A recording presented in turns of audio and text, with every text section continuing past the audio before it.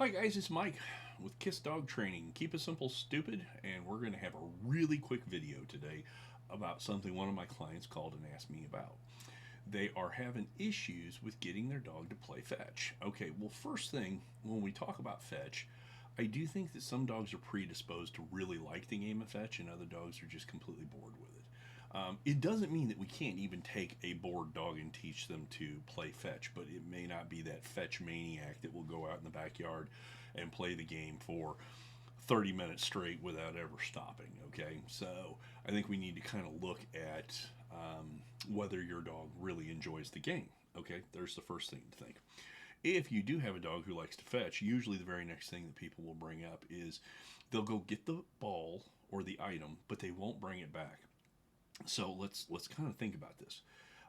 If the dog goes and gets the item but won't bring it back, chances are they're trying to get you to engage in the game of chase. They're going to grab the item, they're going to wait for you to come after it, and then they're going to run from you, hoping that you will chase them.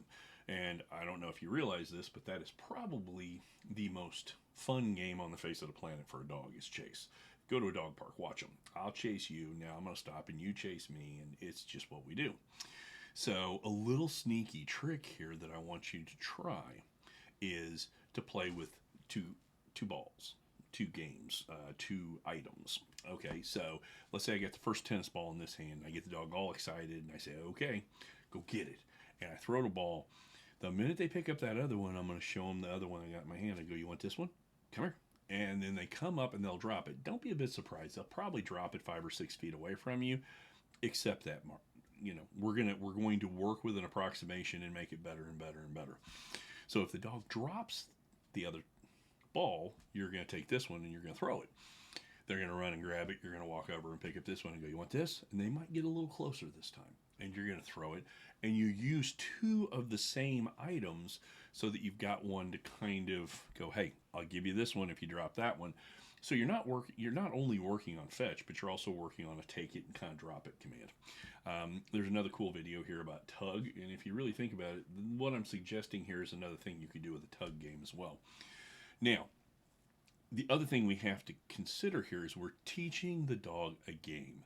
So to expect a dog to just start off and want to play fetch for 30 minutes is the exception, not the rule. Some dogs will, and if you had a dog like that in the past, consider yourself lucky you didn't have to do a lot of work. Most dogs have to be taught games to play, and then they get better as we go along. So we're going to use two of the same items while we play fetch, but the other thing I want you to do is never end the game on a throw.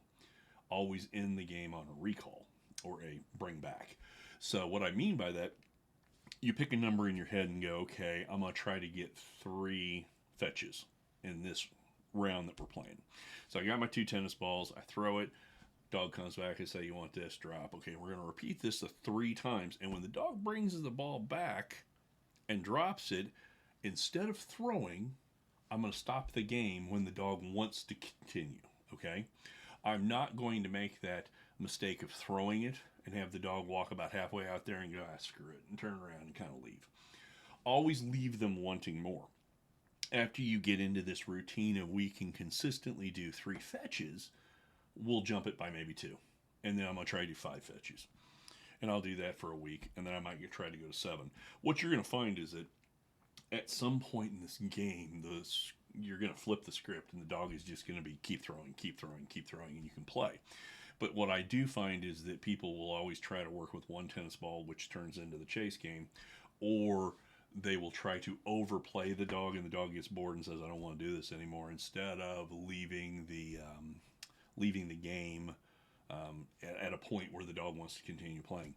I played baseball when I was a kid, and one of our coaches would never let us take batting practice until we had a good defensive drills practice, and then the reward was, batting practice. Same thing with a dog is, I'm never going to end a game of fetch throwing it. I'm always going to end it when you want me to throw it again so that I can create excitement and want to continue the game. So those are 2 quick tips, I guess, on how to get the game of fetch going in a better way. Come back next time. We'll talk about something else dog related and cool, but this is Mike with Kiss Dog Training. We'll see you guys next time.